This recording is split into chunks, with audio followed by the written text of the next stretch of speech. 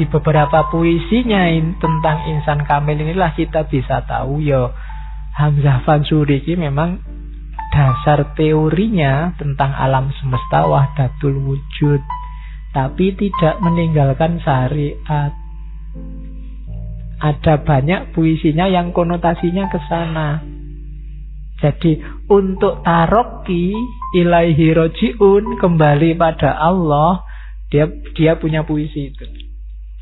Syariat Muhammad, ambilkan suluh. Ilmu hakikat, yukja kau pertubuh. Nafsumu itu yukja kau bunuh. Makanya dapat sekalian luruh. Mencari dunia berkawan-kawan, oleh nafsu khobis engkau tertawan. Nafsumu itu yukja kau lawan, makanya sampai engkau bangsawan. Mahbubmu itu tiada berhasil. Fa'ainama tuwallu, jangan kau ghafil. Fasamma wajhullah, sempurna wasil. Inilah jalan orang kamil. Susah ya nyari kalimat yang sama-sama di akhir itu. Makanya tak bilang tadi ini agak pengetahuan intuitif mesti. Kalau cuma dicari-cari susah, karena ini gabungan dari banyak bahasa. Jadi yang pertama, kalau mau jadi insan kamil, syariat Muhammad ambilkan suluh. Ya pakai syariat, pakai Quran, pakai hadis. Jalanmu naik, jangan ngawur. Untuk ketemu Allah sudah disediakan tangganya. Kalau sudah masuk ke syariat, nanti akan kenal hakikat. Ilmu hakikat, yukja kau pertubuh. Hakikat itu kenyataan yang sejati, kebenaran yang hakiki, yang bisa ditemukan kalau sudah menjalankan syariat. Jadi orang bilang, oh ini toh rahasianya, itu hakikat. Orang ngerti itu tidak bisa kalau cuma dari baca buku, diajari orang lain, nggak bisa. Untuk sampai ke level O itu tadi harus dialami sendiri. Oh gini tuh ternyata rasanya kawin itu.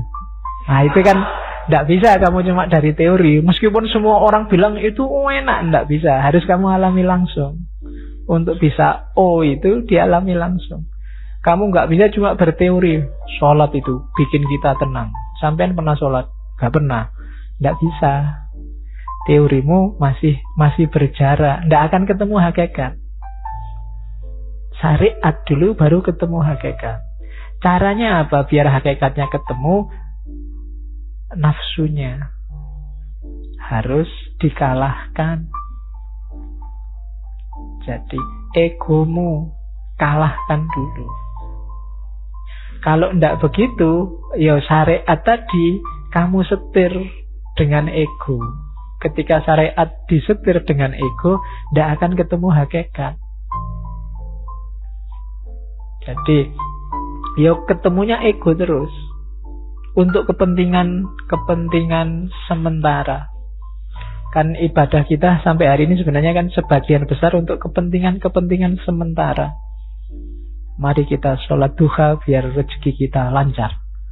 Mari kita kan selalu begitu untuk kepentingan sesaat. Sebenarnya itu kan ya tidak salah, cuma itu dulu mungkin disampaikan biar kita tertarik sholat duha, biar kita tertarik sholat tahajud, biar kita untuk tidak berhenti di situ. Kayak adikmu yang kecil itu kalau malas sholat kan kamu pakai iming-iming, ayo sholat. Nanti kalau sholat tak kasih permen. Nanti kalau kamu sholat tak beliin ini. Itu kan mungkin psikologi itu yang dimainkan dulu. Jadi padahal ketemu Allah itu nikmatnya luar biasa daripada sekedar rezeki lancar, daripada sekedar dapat istri cantik, daripada sekedar kan doamu tiap hari kan itu ya Allah, ya Allah, kamu ngincer kan mikirnya cuma nilai. Eman seindah itu kamu ketemu Allah cuma minta nilai A. Ya kan? Ya Allah, kumlot itu. Ya. Oke, jadi eman-eman itu masih ego. Bunuhlah egomu. Dalam Islam itu kan yang nomor satu bukan itu. Hakikat. Pahami hakikat itu ternyata itu toh intinya itulah hakikat. Berarti yang selainnya tidak penting. Terus mencari dunia berkawan-kawan oleh nafsu khobis engkau tertawan.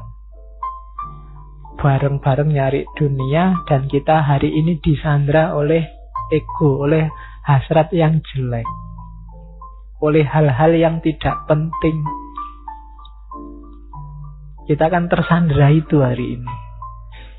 Energi kita sering habis untuk mungkin bahas, memperdebatkan, memperjuangkan hal-hal yang tidak kondusif untuk pertumbuhan spiritual kita. Oleh nafsu dunia engkau tertawan. Tertawan itu tidak bisa lepas.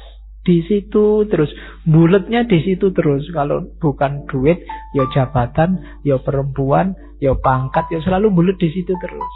Tidak bisa keluar dari situ. Oleh nafsu khobis engkau tertawan. Makanya nafsumu itu Jogja kau lawan. Lawanlah nafsumu itu. Kalau kamu menang, kamu akan jadi bangsawan. Bangsawan itu kan orang luhur. Derajatmu tinggi. Di tengah orang-orang yang sedang tertawan oleh egonya. Kalau kamu lepas dari situ, maka levelmu tinggi. Oke, jadi jalannya yang pertama syariat. Dari syariat temukanlah hakikat. Untuk bisa ketemu hakikat, taklukkan nafsumu. Itu jalannya insan kamil.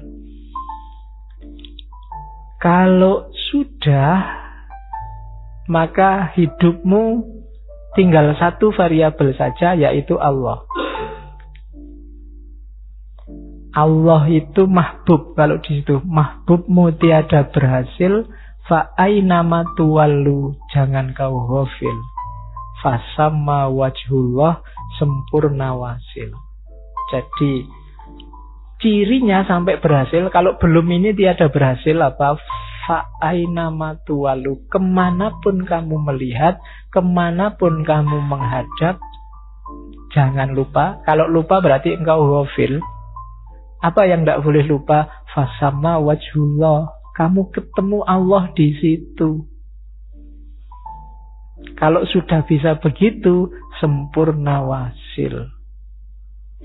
Lihat apapun, lihat siapapun, kamu melihat kehadiran Allah di sana.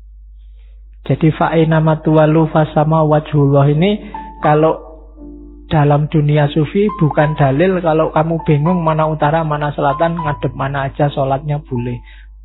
Bukan itu. Tapi fa'inama tuwallu fasama wajhullah itu, apapun yang kamu lihat, sadari kehadiran Allah di situ. Lihat ngaji, Allah hadir loh di sini. Sejak tadi kita omongkan, kamu ketawa-ketawa bahas Allah, Allah ada di sini. Kamu lihat siapapun, Allah ada. Kamu jalan-jalan di mall, ada Allah di situ. Kalau kamu sadar terus begini, kamu akan terjaga. Wasil. Tidak gampang ketipu, tidak gampang kepengaruh, karena fokusmu hanya pada Allah. Wasil. Ini kalau diomongkan enak, cuma dipraktekkan susah. Kalau kamu sukses nyampe level ini, itulah jalan insan kamil. Jadi lihat apapun tidak kaget. Yang dilihat hanya Allah. Karena ada Allah di situ, karena alam semesta ini cerminan keberadaan Allah. Karena dulu memang segalanya tidak ada, hanya Allah yang ingin dikenali, maka dia memancarkan keberadaannya. Itu insan kamil. Yes, kapan-kapan ini diulang-ulang rekamannya sampai kamu sadar. Ya, karena diprakteknya susah. Jadi fa'ainama tuwallu fasamma wajhullah. Kamu tulis besar-besar di kamarmu. Apapun yang dilihat, kamu lihat Allah. Lihat temanmu sak kos-kosan tidur, ada Allah di situ. lihat cewek pakai rok mini, ada Allah di situ. Ya. Jadi, kalau kamu lihat ada Allah di situ kan nggak jadi nafsu. Oke, alhamdulillah, Allah Maha Kuasa, Allahu Akbar. Nah, ini kan pikirannya selalu hadir Allah di mana-mana, apapun yang dilihat. Itu insan kamil. Cirinya cuma itu.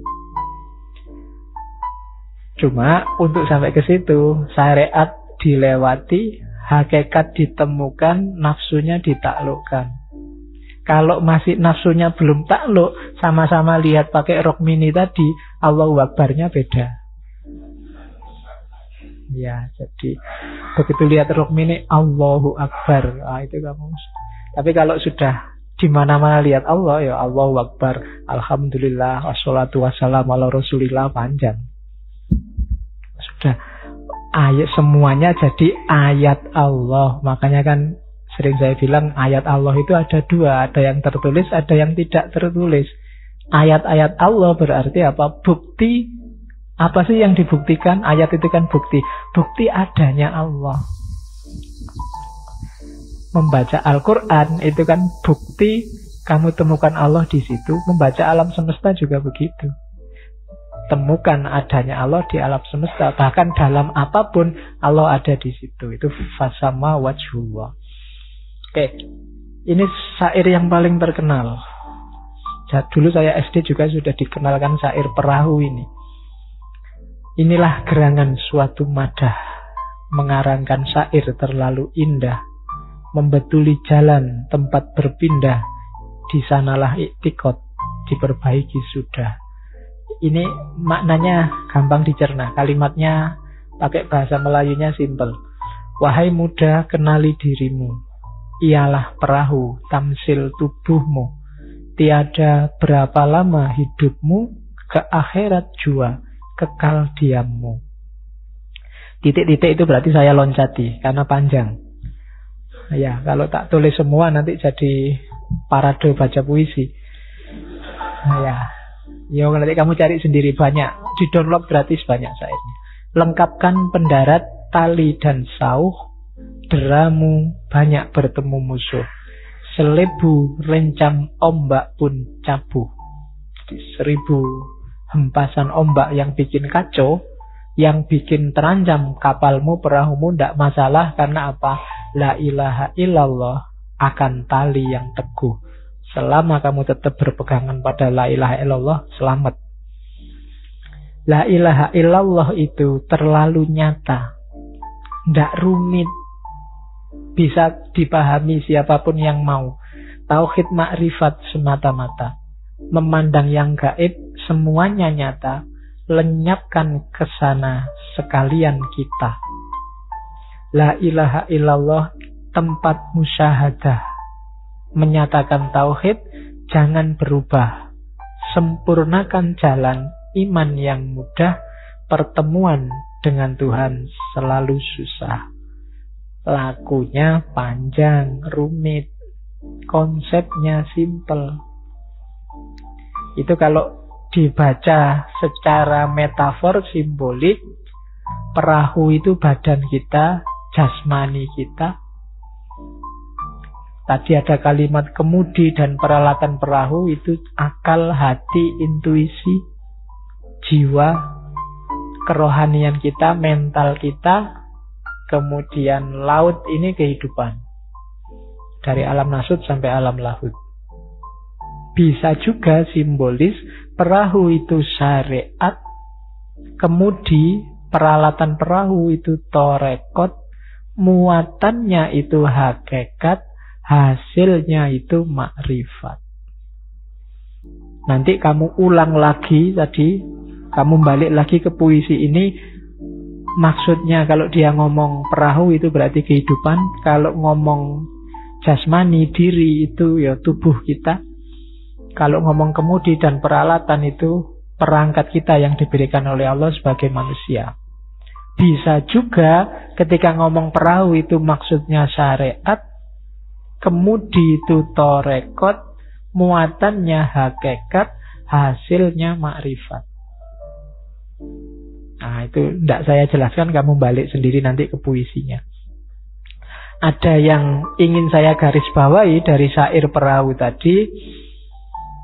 Yang pertama, meskipun mistiknya, dasarnya adalah wahdatul wujud, serba batin, tapi syariat alam syahadah itu ternyata penting. Makanya inilah gerangan suatu madah.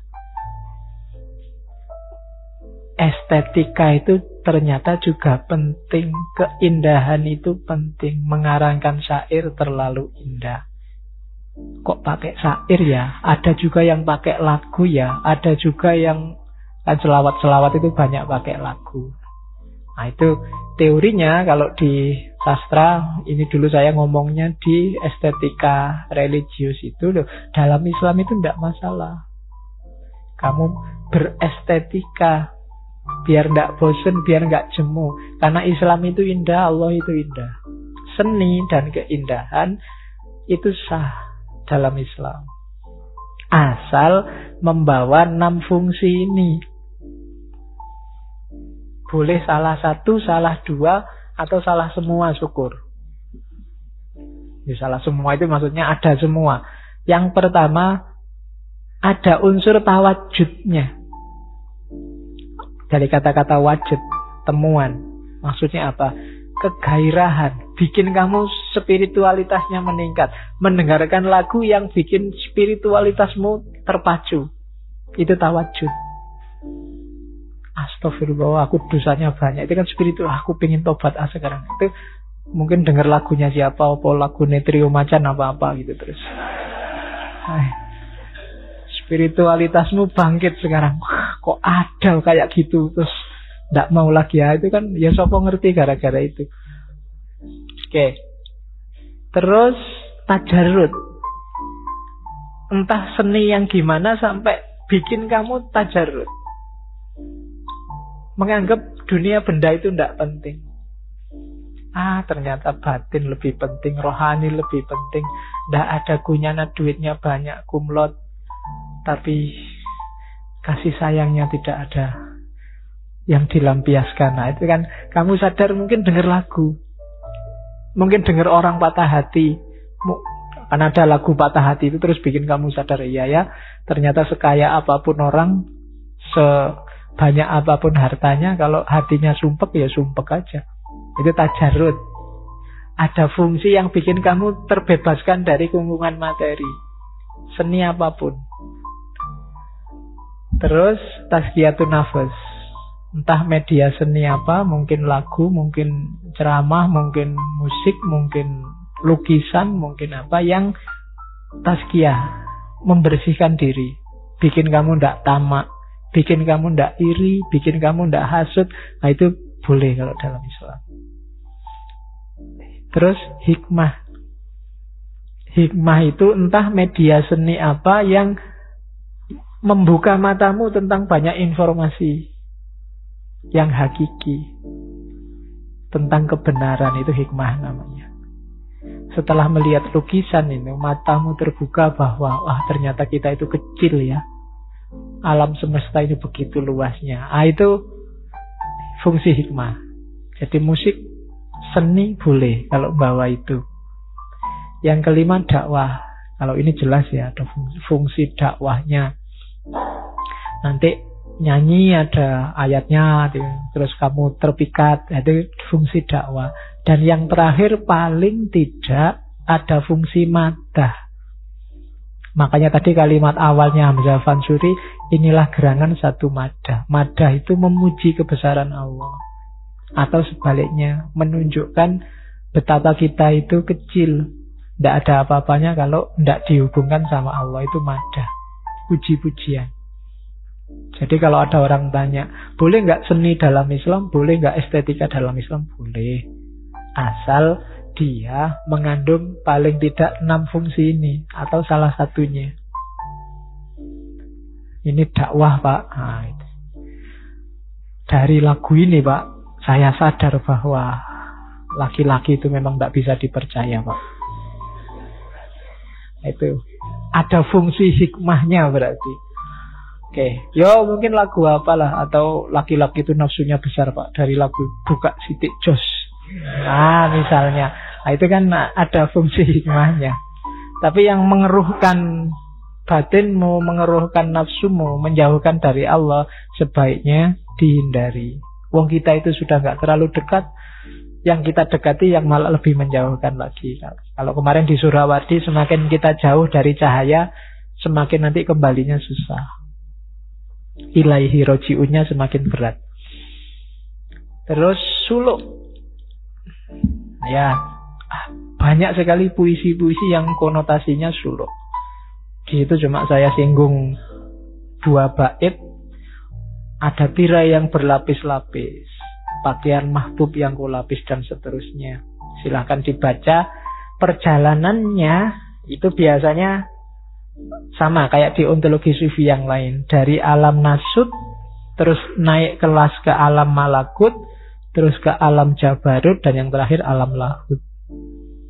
Alam nasut itu kalau di sufi kadang disebut alamul mulk, alamus syahadah, alam jasmani, alam materi. Terus di atas itu ada mental, alam malakut, alam misal, psikis, yang dikejar-kejar oleh psikologi, jiwa. Di atas itu alam rohani, alam jabarut. Ini ta'ayun ke-3. Baru alam lahut, alam ketuhanan. Jadi suluk kita itu naik dari alam nasut, naik lagi ke alam malakut, naik lagi ke alam jabarut, dan puncaknya adalah alam lahut. Kalau sudah di alam lahut, semua yang di bawah ternafikan. Ternafikan tidak dalam arti hilang, tapi sudah menyatu. Karena semakin yang di atas mengandung yang bawahnya, yang bawah tidak mengandung yang atasnya. Oke, itu suluk. Nanti di ajaran-ajaran martabat suju dijelaskan. Suluknya lagi, cirinya kalau di Hamzah Fansuri apa? Tarkut dunia, akan labanya. Menuntut dunia, akan marahnya. Abdul Wahid asal namanya, Daim anal haq, akan katanya. Ini pengaruhnya Al-Halaj kelihatan. Kerjanya mabuk dan asyik, ilmunya sempurna, faik, mencari air, terlalu sodik, di dalam laut bernama kholik. Ini tahap-tahapnya ya. Diawali dari tarkut dunia, tinggalkan dunia. Tidak usah peduli. Tuntutlah dunia akan marahnya. Marah itu kekacauannya, bahayanya. Dicuekin aja. Menuju apa? Abdul Wahid, hamba dari yang satu. Kalau sudah sampai di sana, daim anal haq, akan katanya. Itu cuma kata-katanya. Maksudnya apa? Daim di dalam Allah, terus di situ. Kalau sudah daim di dalam Allah, selalu di dalam Allah, analoginya kayak setetes air yang ketemu laut. Setetes air yang ketemu laut, ya setetesnya mesti hilang, tinggal lautnya. Yang ada hanya yang dicintai, mahbubnya. Tidak mungkin orang yang cinta itu egois. Saya sering bilang begitu. Pecinta itu selalu mikir yang dicintai. Kalau levelnya masih tawar-menawar, aku mencintaimu kalau kamu mencintaiku juga, itu belum cinta, masih dagang. Ya, syukur-syukur ada labanya. Ya, cinta itu tidak ada tawar. Kamu kasih apapun nggak masalah. Cintaku tidak berubah, itu cinta. Yang ada di pikiranku bukan aku lagi. Kalau masih ngejar nyari enakku, nyari senengku, nyari puasku, belum cinta. Cinta itu yang bunyi hanya yang kamu cintai. Makanya siang malam ingat kamu, mau tidur ingat kamu, mau ngapain aja ingat kamu, itu berarti cinta beneran. Kalau di warung yang dipikir, wah ini kalau dia senengannya ikan apa ya. Kalau di mall lihat baju, bukan nyari untuk dirinya, tapi oh ini kalau dia tak beliin ini mesti bagus. Selalu dia terus. Jam 12 malam Sudah tidur belum? WA. Nanti pagi-pagi, hari ini mau kemana nih? Terus dia yang dipikir. Itu daim. Dirinya sendiri hilang, yang ada hanya yang dicintai. Kalau kamu jatuh cinta pada Allah juga begitu. Kamu nggak pernah ngomong dan mikir tentang dirimu. Yang ada hanya Allah. Apalagi Allah itu sangat penyayang pada kita, cepat nyambungnya. Kalau kamu jatuh cinta, nggak usah khawatir. Allah lebih duluan jatuh cinta padamu sebenarnya. Cuma selama ini kamu cuekin. Kamu nggak pernah nanggepi. Allah manggil-manggil kamu tiap hari. Biar kamu mencintainya. Jadi pasti kebales. Kalau kamu nembak Allah, Allah pasti balas. Ya, mesti. Nggak pernah enggak. Ya, cuma selama ini kamu nggak pernah nembak. Allah nunggu-nunggu sejak lama. Kamu nggak pernah nembak. Nah, kalau sudah jatuh cinta jadi satu, saking suwenengnya, kadang-kadang keluar kalimat-kalimat yang ya memang dicerna akal tidak nyambung. Kayak kamu jatuh cinta sampai bilang, belahlah dadaku, tingginya gunung akan kudaki, lautan ku seberangi. Wong renang aja tidak bisa. Itu kan kalimat-kalimat satohat namanya kalau di sufi. Orang ngelantur saking senengnya. Termasuk anal haq. Daim anal haq. Jadi membacanya jangan letterlek, saya bilang tadi. Ada konteksnya. Konteks orang yang jatuh cinta. Tidak bisa dipakai orang yang tidak jatuh cinta. Yang bisa pakai harus ngalami sendiri langsung. Tidak bisa. Kalau kamu tidak pernah ngapa-ngapa tiba-tiba Pak anal haq akulah Tuhan. Prek. Tidak begitu. Jadi harus ada lakunya dulu. Ya.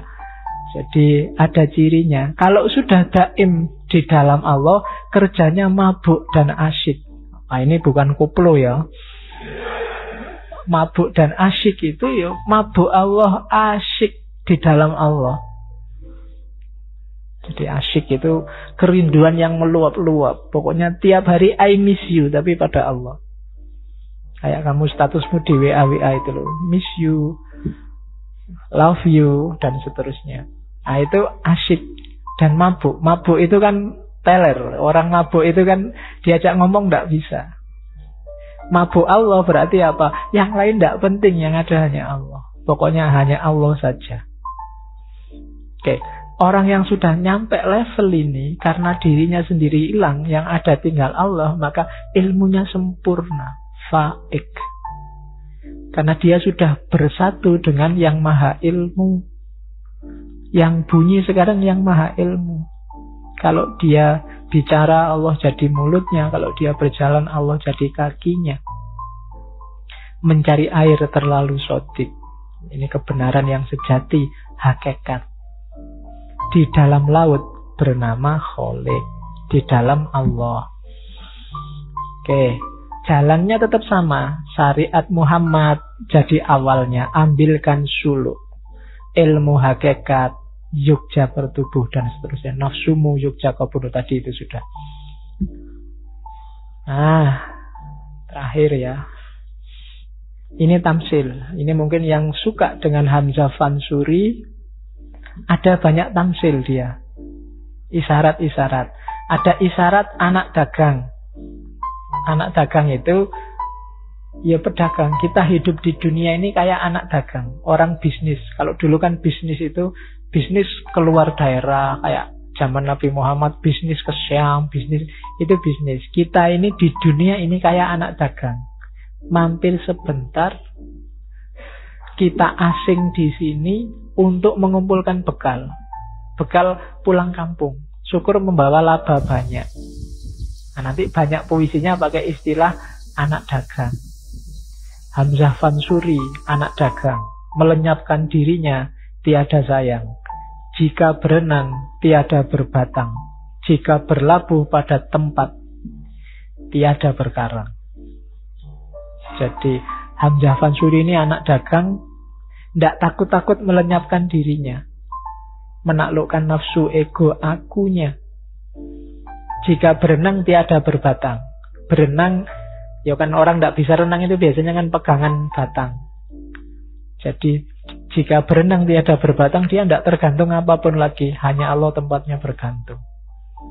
Jika berlabuh pada tempat tiada berkarang, pelabuhannya juga cuma Allah. Tidak ada makhluk yang lain. Nah, itu anak dagang. Isyarat anak dagang. Ada isyarat anak jamu. Anak jamu itu bukan jamu Nyonya Menir apa jamu itu. Anak jamu, apa ya? Jamuan. Kalian ngerti jamu ya? Jamuan makan. Kita ini di dunia ini kayak tamu. Allah yang menjamu. Jadilah tamu yang baik terhadap tuan rumahnya. Oke, tamu kan nggak boleh sakarepe dhewe. Ad-dhaif itu kan kal mayyit. Terserah Allah mau diapain aja. Wong aku ini cuma tamu yang punya rumah Allah. Kesalahan kita selama ini nganggap kita itu tuan rumah. Padahal kita cuma tamu. Jadilah tamu yang baik. Nah, banyak di antara kita yang tidak sadar kalau dia tamu.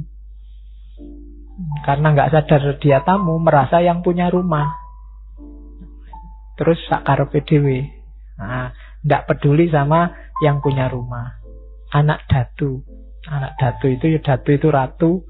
Anak raja karena kita hambanya Allah. Anak ratu. Orang Uryani tadi, manusia yang telanjang. Ada syairnya yang judulnya Syair Burung Pingai. Di situ ada kalimat unggas kudusi. Unggas kudusi itu burung suci. Ini istilah yang banyak dipakai oleh tokoh-tokoh sufi. Burung perlambangnya roh suci, unggas kudusi itu banyak. Jadi unggas kudusi itu bukan unggas dari kudus. Jadi burung suci. Bahkan nanti kalau baca di tulisannya Anne-Marie Simmel itu beberapa torekot itu cara dia milih mursyid itu pakai burung. Jadi kalau ada mursyid yang meninggal, terus murid-murid yang utama ini dikumpulkan di satu tempat di lapangan, terus ada burung yang dilepaskan. Burung ini hinggap di siapa, dialah mursyid selanjutnya. Nah, besok kita pakai itu ya. Kalau saya berhalangan takmirnya bawa burung terus dilepas, nanti hinggap di siapa harus ngisi. Oke, yaitu unggas kudusi. Dan dia juga sering pakai namanya. Hamzah miskin, Hamzah gharib, Hamzah fakir, dan seterusnya.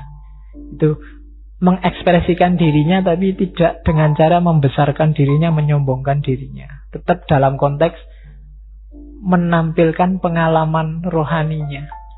Demi orang lain pasti. Karena sufi itu kalau dia pingin enak sendiri, ngapain capek-capek ngajarin orang, ngasih tahu orang.